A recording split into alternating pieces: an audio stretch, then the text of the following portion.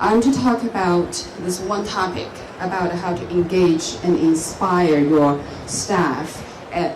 To me, it's broader than staff. I believe it is how to engage and inspire the communities around us to make our responsible tourism effort not as a lone effort. I do better with pressing that. Hang on. Am I there? All right. Back up a little bit. I'll talk about three things. I will use one example to explain to you what I do, what China does. And then we'll go into how do we engage. Lastly, we're going to how do we inspire. While China is a tour operator, I'm an accidental travel entrepreneur. I grew up in this region in the southwest China called Yunnan province. Any of you in tourism has been to China probably knows Yunnan has some of the most beautiful landscape and ethnic cultures of China.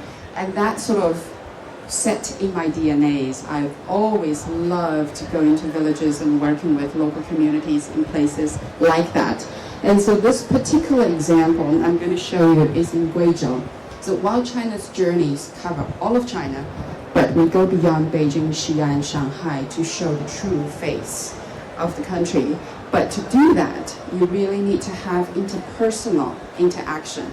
It's the same thing. It's the interactions with the villagers that really set your experience apart. Authenticity all comes from those interactions. So this Guizhou province, specifically I'm showing here, anybody here has heard of Guizhou province of China? No. Oh, you have? A few people. Okay, great. It's probably the last frontier. Very, very little known. And it's what I think China's hidden treasures. It is what Guilin was 25, 30 years ago. Incredibly beautiful landscape. I'll show you some bigger images later. However, it's also one of China's most underdeveloped and one of the poorest regions. Annual cash income per capita is about $250. That's less than $1 a day. And yesterday I was at the Condé Nast World Savers Congress, and the president of East Timor was giving a talk about how poor that country was, and he said 40% of our population still live under $2 a day. When I did the math, they actually had more money than people from Guizhou. It's mind-boggling when you think about how wealthy China is now. China probably single-handedly raised the Singaporean real estate prices, yet there are pockets of poverty as such. And what do? And education, health, water supply, waste treatment, all of these basics of what we take for granted in the cities are not available. So it is in areas like this, incredibly beautiful. Terraced rice fields, you will see flooded fields in December, January. Planting starts around that time. However, making a life here is hard. In Chinese, we say 面朝黄土背朝天, which means you're facing the dirt and your back is facing the sky. That is the hardship of a farmer's life, and a 70-year-old lady would be carrying this weight. Look at the ethnic communities, the colors, the traditions, absolutely stunning. Well, while China first started running trips there, I was a travel business. And so we take clients there, and the area touched our clients so much, they started giving money. So that was 2004, 2006, that around those 2 years, they were giving $500, $1,000, buy a computer for this village. But it was very much one-time incident, inspiration of the moment, and sort of a good deed, and then afterwards you forgot about it. When we looked at it, we said, can we make this a more sustaining type of effort, an exchange between the two, between the visitors and local students? And over the years, starting from 2008, we brought student groups to the area to help with local building projects, building libraries, fixing staircases to increase safety of access to the school, on building irrigation ditches, toilets in certain areas. By this year, 2011, we took 9 groups of students.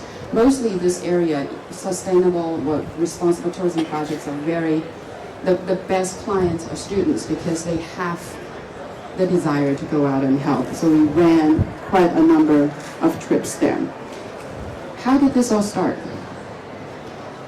I have one very simple message, is build a loop so that all your stakeholders and yourself form this reinforcing circle around each other. It all started with the local communities.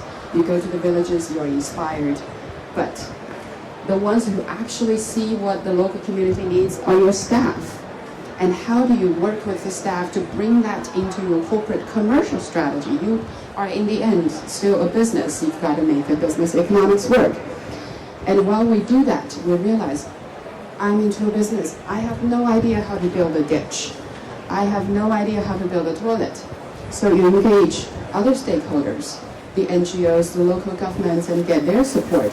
Now, all we need is the financials and the labor to do so, which is exactly the experience our clients are looking for.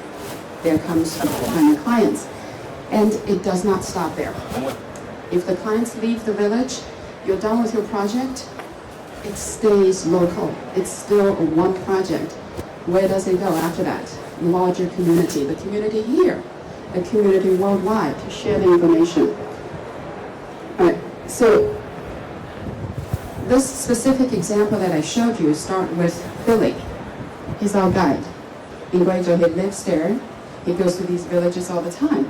And he took us to a place like this, and my staff went there. They were just incredibly touched. They came back and said, hey, I think this is a whole sector of business that Wild China can do.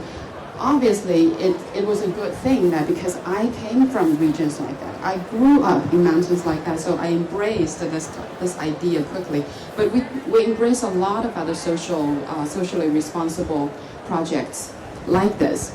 And the point is, you have to create a culture within your organization that encourages your staff to come to you with such ideas, and you embrace them and allow them to develop it into a more tangible, bigger thing.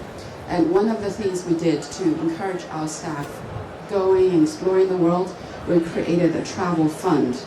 Every year, our staff with more than 3 years tenure is entitled to $1,000 travel budget. And they can go anywhere. They can go to Mongolia. It could be encouragement. Any of your friends want to join us, let them know. So they could be going to Mongolia, they could be going to Tibet. They come back with new inspirational ideas on how to serve the communities better. Or they come back with more projects of what the local communities need. Embrace that. You give them a venue to share. This is particularly cute. You also need to create an environment in the office that encourages the sustainable practices. This is my favorite little drawing. Our office tea lady, in Chinese we call Ayi, actually has hair that looks like that. So they made a little drawing of her and say, recycle makes our Ayi happy and not recycle makes her sad.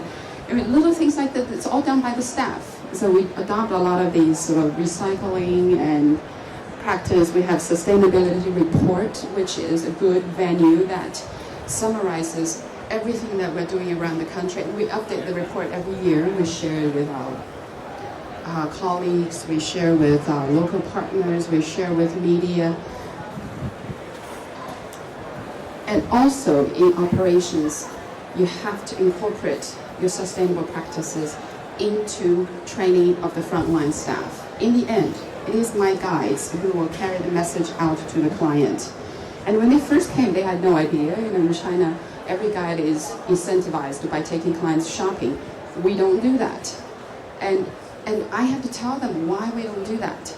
And when I pay them, make them feel proud of being a responsible guide. And then they embrace it. The leave no trace principles, our travel philosophies, share with them so that they will carry the message out. Now it goes to the beyond elements that I could control, this is where I need the local partners. This is working with one of the NGOs after the earthquake in Sichuan. The local communities were very short of clean water, and one of the contaminations coming from toilet waste treatment. And so one of the NGOs had this project. They needed to build a large amount of these eco-toilets in a very short period of time. We weighed in because we had the volume. We had all the manpower of students that we could bring. But working with NGOs, make sure that we are doing the right thing. So this is just a couple of snapshots of them in action, building ditches. And now, as I mentioned earlier, that was engaging with the communities. Now it's inspiring. So our story of what we have done in Guizhou became one of our best products in the responsible tourism front for Wild China, and also I would say for China in general, because there are not a whole lot of responsible tourism players there. So we applied, we took pride in this, we applied for all the awards, so this journey itself became one of the tours of a lifetime in National Geographic Traveler magazine and some other magazines. Also importantly, for me as the spokesperson for the business, it's very important to spread the word. Making time to come here and share with everybody is part of the process. Also, since I am invited here by the Adventure Travel Trade Association, let me just give that a few words. This is probably one of the most established trade associations based in North America, but it is actively engaging a worldwide audience. And most of the participants are small lodge owners, small tour operators, like me. We're all very small, and we all have these, as I mentioned in the beginning, individual efforts, which are beautiful. But how do we together make a difference? And ATT has done a great job organizing an annual Adventure Travel World Summit that brings together all of these mom and pop little operators, share, learn best practices. And I also serve on the board of the Global Sustainable Tourism Council, which is under the UN Foundation. And what this council has done was, over the years, working with partners, developed a set of Global Sustainable Tourism Criteria, the GSTC. And again, the goal there is to create a common platform for all the responsible tourism players to have a minimum standards to abide by.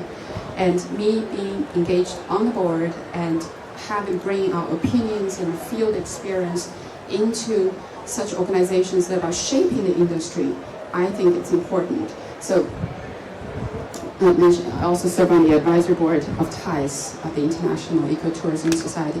These kinds of engagement gives me the venue to share the story of Guizhou, of the people of Guizhou, and that makes them very proud. Now our clients go to Guizhou, they don't feel hassled sort of by the Beach Boys prior to your engagement. The locals are not chasing them to sell them this, silver earring or anything. They know we are there to stay. We're there to build their community together for the long term, and because they can see it in our actions. That makes our sort of leave low trees practices makes them proud. They know we respect them. So in the end, right on time, last slide. We're very happy that our efforts have been honored a couple of times as the Travel and Leisure Best Operator for China or the Condé Nast China Specialist. And thank you very much for all your attention. Look forward to learning more from all of you.